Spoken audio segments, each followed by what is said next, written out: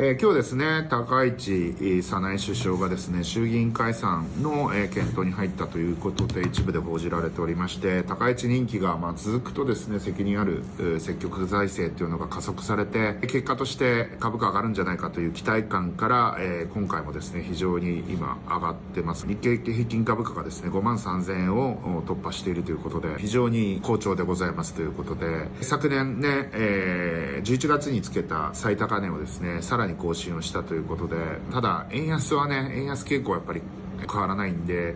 今回ね、プライマリーバランスも黒字化しそうだみたいな話はあるにせよですね、政府債務がですね、結構、積み上がってきた状況で、長期金利が上昇していくとですね、金利負担分で、そんなもん吹き飛んでしまうんじゃないか懸念などもあってですね、ある程度支払う部分とかも、圧縮していかなければいけないなっていう話はあるんですけれども、とりあえず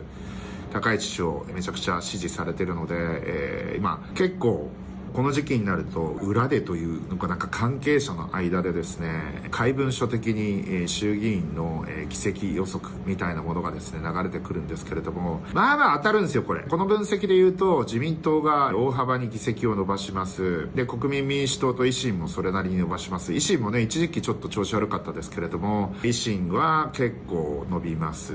参政党も伸びるんですけれども、前ほどの勢いはなくなって、高市さんに保守票みたいなものは結構流れているのかなと。そして大幅に議席を減らすだろうと言われているのは立憲民主党と公明党ですね。公明党も小選挙区には多分議席取れない。なかなか小選挙区ではもう自民党と選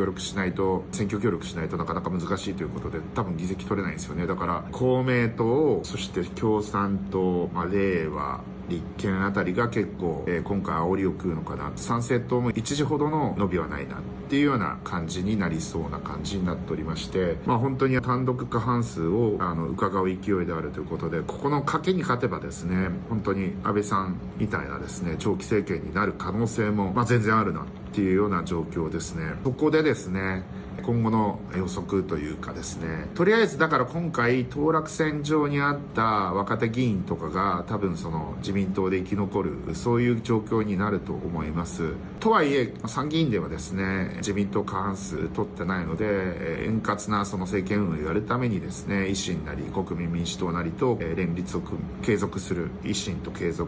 けじゃ足りないんですけど、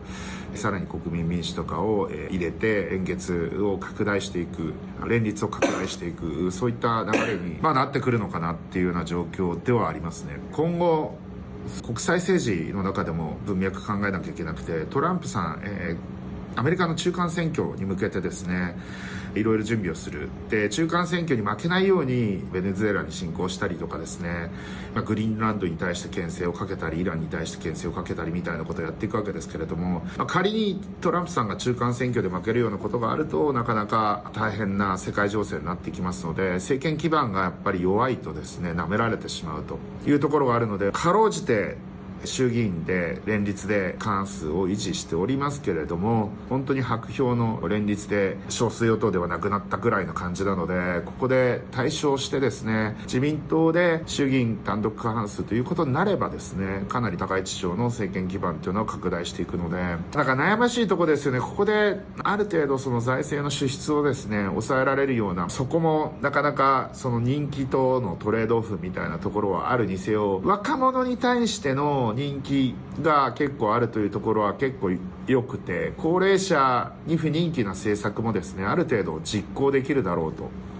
いうところで、医療費の削減であったりとか、社会保障費の削減であったりとか、そういったところがうまく実行できればですね、高市さんかなり円安傾向というのもですね、是正できるかなと。さすがにね、160円、170円って言っちゃうとですね、かなり難しい状況に追い込まれてしまう。やっぱエネルギー価格が高騰したりすると、やっぱりインフレ、さらに加速していくので、そういったところはですね、世の中もですね、ベネズエラはでも実は原油の確保、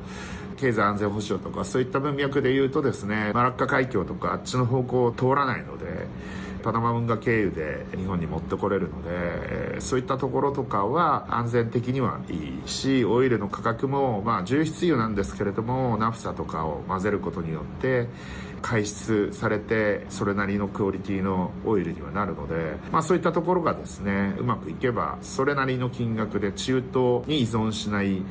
オイルの輸出体制、が作れるというのも、ベネズエラの話はそんなに日本にとって悪い話ではないのかなと、そういうふうに思います。だから台湾の話ですよね。だからある意味台湾どうするんだ問題っていうのはね、台湾の政治状況、今民進党が与党になっておりますけれども、次の選挙で国民党が勝つのか、勝っていくと一つの中国ということに、そっち方面に平和的に解決していくっていう流れもあるかもしれないと。それをアメリカがどうするんだって話で言うと、トランプ的にはもうそれでもええんやないっていう話もなきにしもあらず、だからそのために日本に TSMC の工場ができたりとか、ラピダスできたりとかみたいな話も多分あるんだと思います。あとレアアースの話とかですね。ある程度牽制をかけながら、中国は中国で経済あまり良くないんで、どうしてもやっぱり人口動態っていうのは各国のやっぱ GDP に影響を、必ず与えていくので、人間の生産性っていうのはやっぱりそういった経済規模に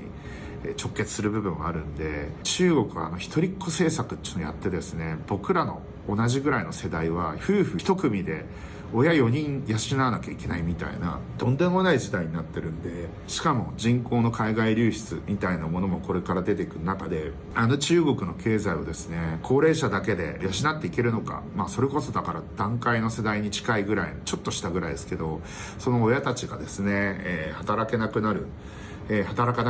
りつつあるわけですよね。で、その中で巨大な中国経済をですね、どうやって維持していくのか、AI とかロボティクス、自動化みたいな文脈でそれをやっていこうとしてるんだと思いますけれども、だから中国が強いところっていうのは AI のためのですね、電力インフラですよね。原発も建てまくってますし、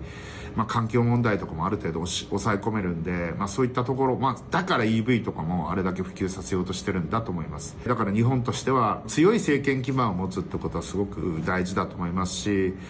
結局高齢者におもねった政策というか、そういったことしかできなかったその立憲民主党はすごくやっぱり今回の総選挙で相当議席を減らしていく。その中で、より中道保守に近い国民民主党だったりとか、その辺が勢力を伸ばしていく。あと維新の会ですね。維新も一旦議席減らしてですね、痛みを持ったわけですけれども、また復活、与党になることによって復活を遂げる可能性は高いのかなと思っておりますので、今回の総選挙ですね、非常に面白い展開になるんじゃないかなと思っておりますので、またですね、このホリモンチャンネルでもそういったところの分析もしていきたいなと思っておりますので、よろしくお願いしますということで、今日はこの辺で終わりたいと思います。とろっしゃい。